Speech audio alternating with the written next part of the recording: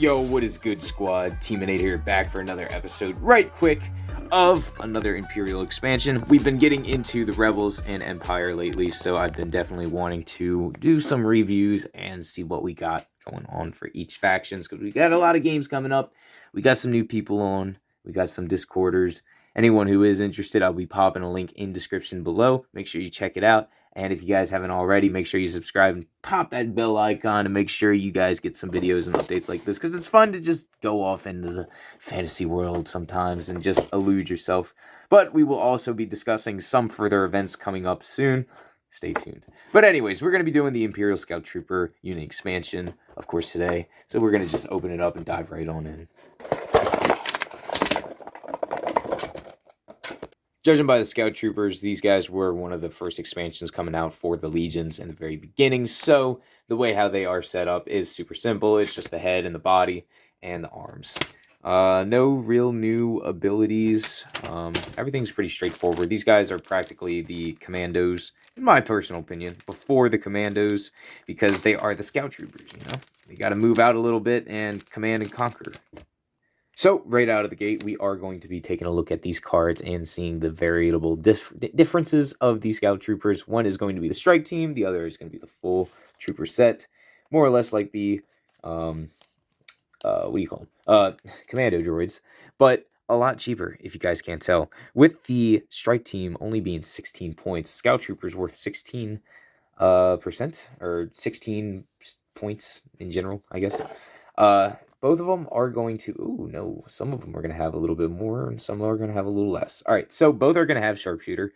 Both are going to have scouting, so they can move at least one. And with the backpacking, you're able to pop on some more scouting, so they are able to do at least scout 2. Low profile is on both. Basically, while defending, if you're in light cover, increase your cover by 1. So you basically get to double your cover, whatever you have. Heavy weapons team, you basically have to have the heavy weapons team. That's pretty much it in terms of differences. Strike team, I definitely would go for 100% before going for an entire squad. Squad's kind of like there if you need like an extra backup or an extra backbone muscle. But most likely you're going to be using the Scout Troopers for their side abilities, and I'll get to that right in a sec. With the main squad coming in at 60 points, it is going to be a little bit more expensive than that 16. So you're basically doubling 4 guys versus 1. You know, you do the math right quick. Doesn't necessarily add up. It's actually down by 1. Actually. So it's down by 1 point, but that's not too terrible. They both have a courage value of 2, so that's pretty nice. Unfortunately, their defense is shite, but they do make up for it in their search and defense because they do have their armor plating. So, overall, I'd say for their points and their abilities, definitely 5 out of 5.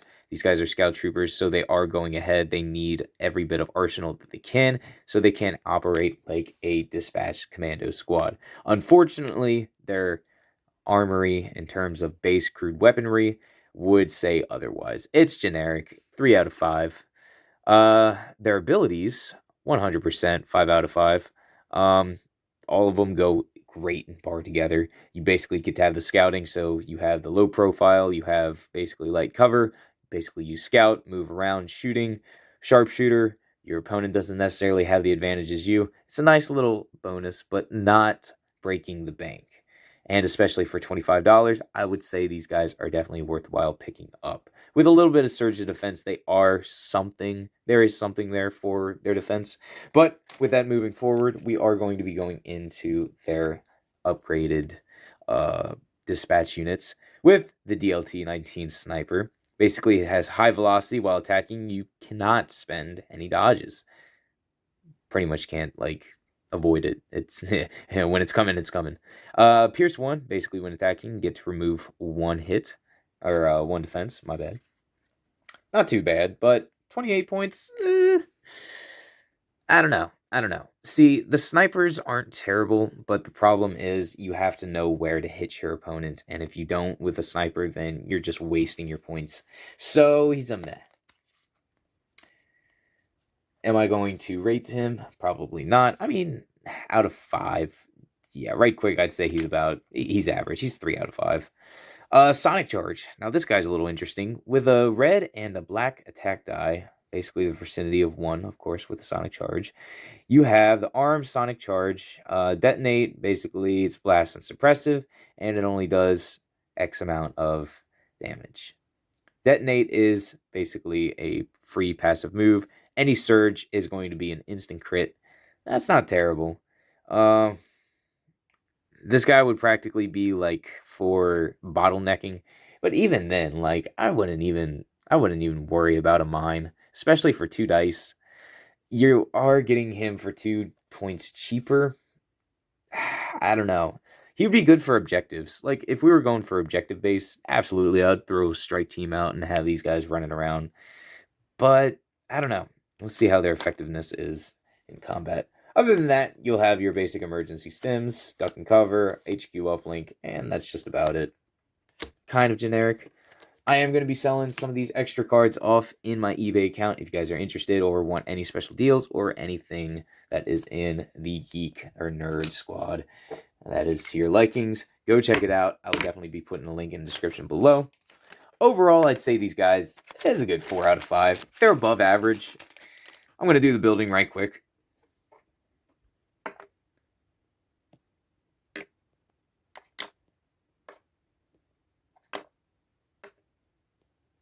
And that is it for the squad, guys.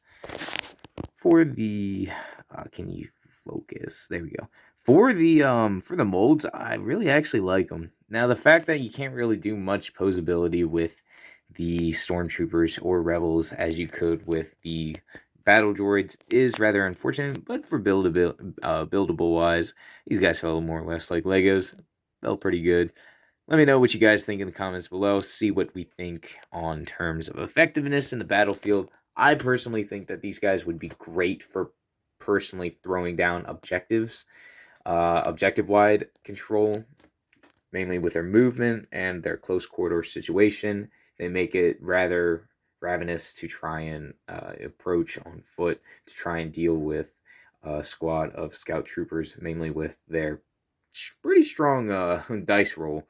But that will conclude for this episode, guys.